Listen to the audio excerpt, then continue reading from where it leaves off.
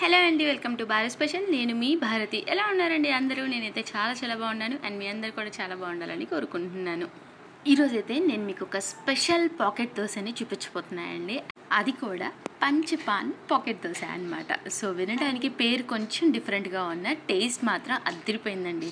And నాకు and మా హస్బెండ్కి పిల్లలకి అయితే సూపర్గా నచ్చేసిందనమాట. సో మీకు నచ్చుతుందని అనుకుంటున్నాను. అండ్ ఇంకెందుకు లేట్, ఈ రెసిపీ చూసే ముందు మన ఛానల్ కనుక ఎవరైనా ఫస్ట్ టైం చూస్తున్నవారంటే ప్లీజ్ సబ్స్క్రైబ్ చేయండి. అలానే పక్కనున్న బెల్ ఐకాన్ని కూడా హిట్ చేయండి. ఫస్ట్ అయితే మనం ఈ దోశని ఎలా ప్రిపేర్ చేసుకోవాలో, ఏమేమి యాడ్ చేయాలో చూసేద్దామండి. ఫస్ట్ అయితే ఇలా ఒక బౌల్ కానీ లేదంటే ఒక బేసిన్ టైప్ కానీ తీసుకొని ఒక హాఫ్ కప్పు మినపగుండ్లని యాడ్ చేసుకుంటున్నానండి.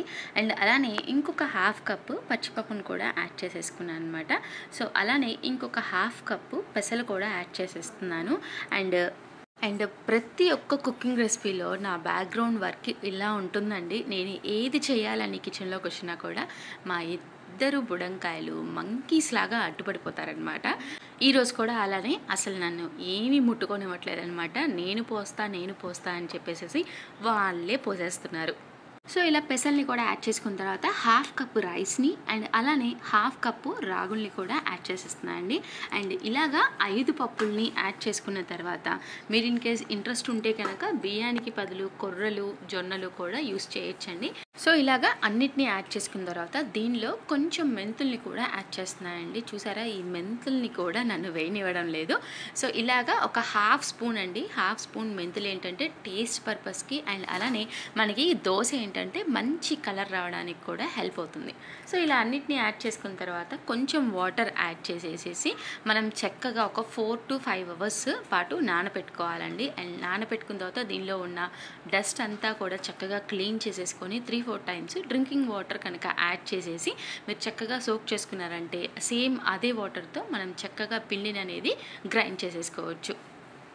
ఇక్కడ నేను పప్పులన్నిటినీ కూడా ఒక 4 అవర్స్ పాటు నానబెట్టుకున్నానండి. చూసారు కదా, చక్కగా నానిపోయాయి. సో ఇప్పుడు ఒక మిక్సర్ జార్ తీసేసుకొని కొంచెం పప్పుని నేను దీనిలోకి యాడ్ చేసేసుకుంటున్నానండి. ఇలాగా హాఫ్ జార్ వరకు పప్పులన్నీ యాడ్ చేసుకున్న తర్వాత ఈ పప్పులన్నీ మునిగే వరకు మాత్రమే వాటర్ని యాడ్ చేసుకోవాలండి. అప్పుడైతే మీకు మెజర్ చేసుకోకపోయినా కూడా కరెక్ట్గా వాటర్ కంటెంట్ అనేది సరిపోతుంది.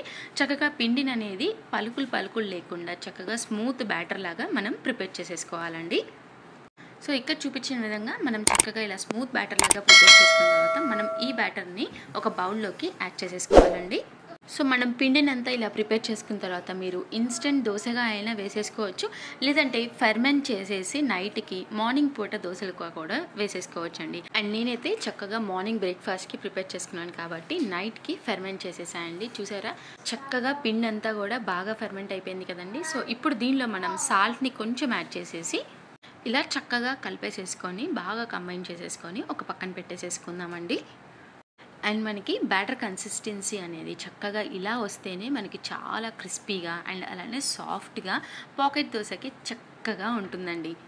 అలానే ఇప్పుడు మనం ఈ దోశలోకి పీనట్ చట్నీ అండ్ అలానే అల్లపు చట్నీ కూడా రెండింటిని ప్రిపేర్ చేసేసుకుందామండి. అండ్ నేను ఆల్రెడీ పీనట్ చట్నీ అయితే మీతో షేర్ చేశాను అండ్ ఆ లింక్ని కూడా మీకు డిస్క్రిప్షన్లో నేను ఇస్తానన్నమాట, అక్కడికి వెళ్ళి చెక్ చేయండి. అండ్ అలానే ఇప్పుడు నేను హోటల్లో చేసుకునే రోడ్ సైడ్ అల్లపు చట్నీని ఎలా చేసుకోవాలో చూపించబోతున్నాను.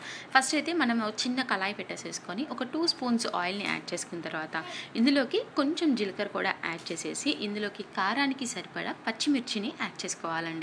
ఈ పచ్చిమిర్చిని మనం కొంచెం మగ్గిపోయి పచ్చిమిర్చికి మనకి అక్కడక్కడ తెలుపరగా వస్తాయి కదండి. సో ఇలాగా ఇక్కడ చూపించిన విధంగా చక్కగా ఇలా వచ్చే వరకు కూడా వేయించుకొని ఒక పక్కన పెట్టేసేసుకోవాలండి. ఇప్పుడు నేను ఇందులోకి ఒక 1 ఇంచ్ లెంత్ ఉన్న అల్లం ముక్కని ఇలాగ చక్కగా పీల్ చేసేసేసి చిన్న పీసెస్గా చేసేసుకొని ఇలాగ జార్లోకి యాడ్ చేసేసుకున్నానండి. మనకి ఇలా అల్లపు చట్నీ ప్రిపేర్ చేసుకున్నామంటే వాటర్ వేయకుండా మనకి ఈజీగా 10 days వరకు కూడా స్టోర్ చేసేసుకోవచ్చండి. అండ్ ఇప్పుడు వేయించి పెట్టుకున్న మిర్చిని కూడా చక్కగా ఇందులోకి యాడ్ చేసేసుకోవాలండి. అండ్ అలానే కొంచెం చింతపండు గుజ్జు లేదంటే ముందుగా నానబెట్టుకున్న చింతపండుని కూడా సరిపడా ఇలాగా యాడ్ చేసేసుకొని అండ్ అలానే కొంచెం ఉప్పును కూడా యాడ్ చేసేసుకోవాలండి. ఇలాగా అన్నిటిని యాడ్ చేసుకున్న తర్వాత చక్కగా కచ్చాపచ్చాగా ఫస్ట్ దీన్ని అయితే గ్రైండ్ చేసేసుకోవాలండి మనం. ఇలాగా కచ్చపచ్చాగా ప్రిపేర్ చేసుకున్న తర్వాత ఇప్పుడు నేను దీనిలోకి 4 స్పూన్స్ బెల్లాన్ని, తురుముని బెల్లాన్ని యాడ్ చేస్తున్నానండి. అండ్ మీకు కొంచెం కారం ఎక్కువగా తినే వాళ్ళైతే కనుక 2 to 3 స్పూన్స్ యాడ్ చేస్తే సరిపోతుంది. సో నేనైతే ఇక్కడ కొంచెం స్వీట్ ఇష్టం అండి. సో అందుకనే ఒక 4 స్పూన్స్ బెల్లాన్ని యాడ్ చేశాను అనమాట. సో ఇలా బెల్లాన్ని యాడ్ చేసిన తర్వాత కూడా దీనికి కొంచెం వాటర్ని యాడ్ చేస్తున్నానండి. సో ఇలాగ చక్కగా స్మూత్గా బ్లెండ్ చేసేసుకుంటే చూసారా అండి ఎంత బాగా వచ్చిందో టెక్స్చర్ అయితే. ఇలాగ ఒక బౌల్లోకి తీసేసుకుంటే మనకి అల్లపు చట్నీ అనేది రెడీ అయిపోయినట్టండి.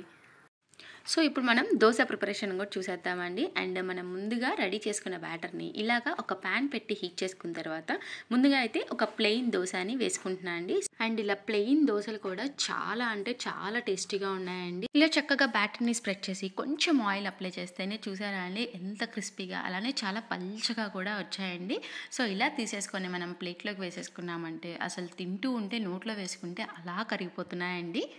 సో పిల్లలకైతే కొంచెం ఎక్కువగా ఇలా ప్లెయినే ఇష్టపడుతూ ఉంటారు కాబట్టి వాళ్ళకి ప్లెయినే ఇచ్చేస్తానండి. అండ్ సేమ్ ఇలానే మనం ఇంకోసారి బ్యాటర్ని ఇలా చక్కగా స్ప్రెడ్ చేసుకున్న తర్వాత కొంచెం లో ఫ్లేమ్లో పెట్టేసుకొని ఇప్పుడు మనం దీని మీద కొంచెం ఆయిల్ అప్లై చేసేసుకొని అండ్ ఈ పాకెట్ దోసకైతే మనం ఇలానే కొంచెం లో ఫ్లేమ్లో పెట్టుకొని కాల్చుకుంటేనే బాగుంటుందండి. అండ్ దీని మీద కొంచెం చాప్ చేసిన ఆనియన్స్ని కూడా ఇలాగ అప్లై చేసేసి అండ్ అలానే దానిపైన కొంచెం తురిమిన క్యారెట్ని కూడా యాడ్ చేసేసేయండి. ఇలాగా క్యారెట్ని కూడా యాడ్ చేసేసిన తర్వాత మనం కొంచెం గెరిటితో కొంచెం ఇలాగా స్ప్రెడ్ చేసినట్లుగా అనేసిన తర్వాత మనకి దోశ అనేది లైట్గా బ్రౌనిష్ వచ్చిన తర్వాత ఇప్పుడు మనం ఒక చీజ్ క్యూబ్ని తీసుకొని చక్కగా ఇలా చీజ్ని ఇలా గ్రేట్ చేసేసుకోవచ్చండి.